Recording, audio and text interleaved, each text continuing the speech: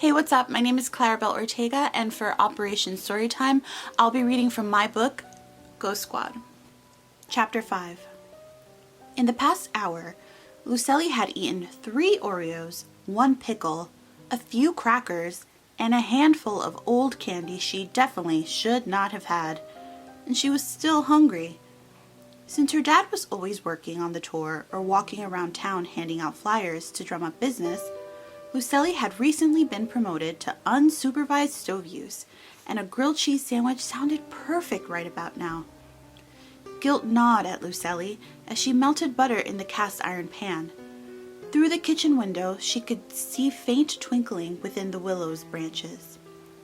"The key to grilled cheese is to use as much butter as possible," a familiar voice said behind her. Lucelli jumped. "I told you not to sneak up on me like that, Manny. And I already put like a whole stick of butter in." "You need 2, minimum."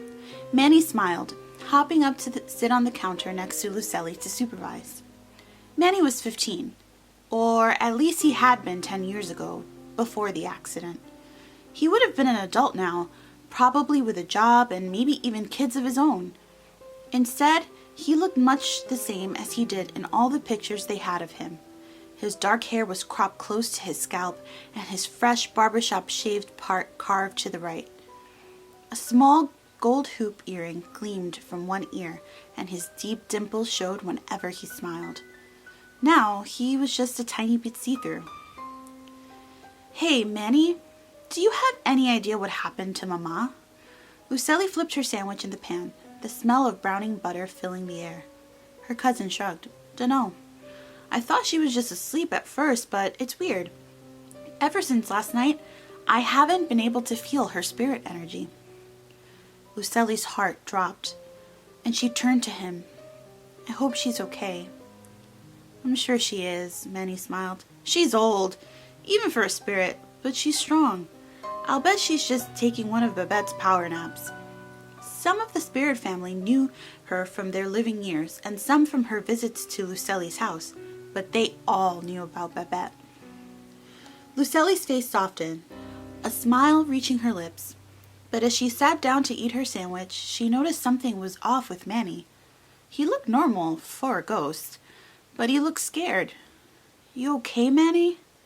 He sat at the table opposite Lucelli and looked down. "It all feels wrong, Prima. For as long as I've been here, living like this, I've had moments of sadness for my old life. But for the most part, I've been happy. Happy to be around family and still be able to talk and joke and do stuff.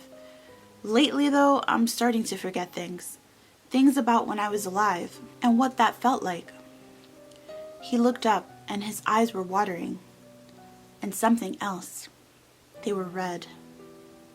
Lucelli's heart thumped hard, her breathing jagged. A puff of mist came from her mouth, and she suddenly realized how cold it had become. She looked down, and her grilled cheese sandwich had sprouted tiny icicles around the edges. "What's going on?" "I don't know."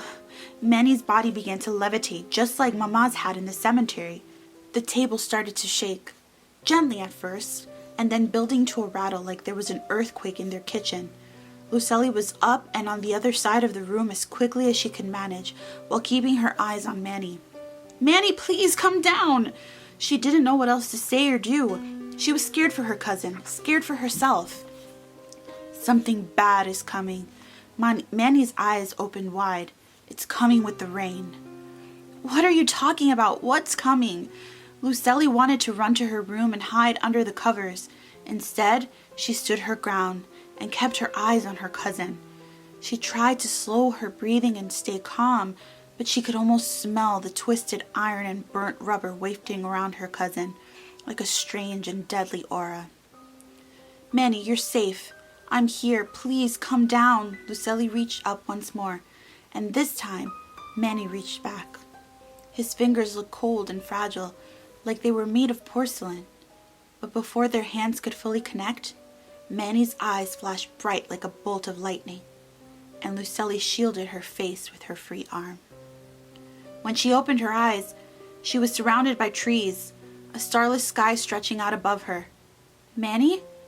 She looked around, but no one was there. She took a tentative step through the brush, and a willow tree appeared in the clearing ahead. Not just any tree, but her tree. She turned around, but her house wasn't there. Instead, greenery encompassed her, twisting and blooming everywhere she looked. It was as if the forest was not just alive, but breathing, trying to reach out for her. Trees and wild bushes formed a small enclosure, a grove that seemed separated from the world. But still, Lucely felt in her heart that this place was connected to her home. "Where am I?" she asked. Her voice was small and afraid. "Your home," a familiar voice said. "Manny, are you okay?" "He's fine for now." Macarena's voice came to her, loud at first, before fading away, stretched thin like a piece of taffy. "But we won't be if they're not stopped." Manny was beside Lucely once more, back to his old self and not scary like he was in the kitchen moments before. "What are you talking about? Who are they?" Lucely asked. Manny nodded toward the willow tree, and Lucely watched as fireflies flew in ribbons of light around it, before going out all at once. "Where they?" "Watch." Tia Milagros appeared beside Lucely, one hand on her shoulder. "And don't be afraid. This is from a time that has already passed." The moment she'd finished speaking, a roar ripped through the air, the blue sky churning until it was so dark it seemed to be made of ink. Lucely shrank back, fear clawing at every cell in her body. Everything about this moment was impossible. From the darkness, a creature emerged, a monstrous shadowy thing that made the willow tree look like a bush in comparison. Its body and limbs seemed to be made of murky white mist. Where its mouth and eyes should have been, there was gaping black voids. Lucely opened her mouth to scream, but stopped when she felt the firm yet calming grip of Tia Milagros' bony hand on her shoulder. The monster circled the tree, planning its next move. It clawed at the bark and howled, bringing its hand back against its chest as if it were burned. The monster tried to shake the tree and throw a boulder at it, but an invisible force kept all its attacks at bay. Finally, the monster began to run laps around the tree, picking up speed until it was enveloped in what looked like a hurricane. The willow stood steadfast, untouched in the eye of the storm as the monster grew in size and strength. Wind and rain whipped around Lucely and her ghost family, stinging her skin and blowing her hair back, but they stood firm too. Lucely knew this was something she was meant to witness, and though the raging wind and her own fear were fighting against her, trying with all their might to pin her to the ground, she would not budge. The willow tree shook so violently that Lucely feared it might crack right down the middle, as if struck by lightning. Then, a vibrant yellow and orange light began to bloom from within the maelstrom, spreading outward until it enveloped the tree itself. A legion of voices rang out at once. "Away, away, we shall not fear. Away, foul beast, and far from here." The mist monster screamed as it was thrown backward into the brush. As the fight continued, a soft voice found its way out of the masses and wrapped itself around Lucely, warm and comforting like her favorite wool blanket. It was a voice as clear as a church bell, swooping and curling around her like a small cream and brown pomchat in flight. It was a voice that she would know anywhere. "Mama," Lucely whispered. Her own voice seemed to echo and amplify in the storm, as if it were being carried by magic. "The spirit of the Cocuyos have been here for centuries, mi niña, protecting our family and St. Augustine from evil spirits who wish to bring nothing but destruction." Mama's voice whirled around them like an arrow made of wind and air and light. "Our family is one of just 2 ancient orders charged with keeping this city and its inhabitants safe.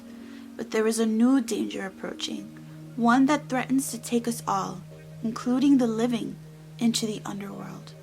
Mama appeared before her, unfazed by the monster's attacks. Just then, the mist monster launched itself from the brush, flames erupting from its mouth. "Mama!" Lucely cried, but the fire seemed to extinguish itself as soon as it reached her abuela.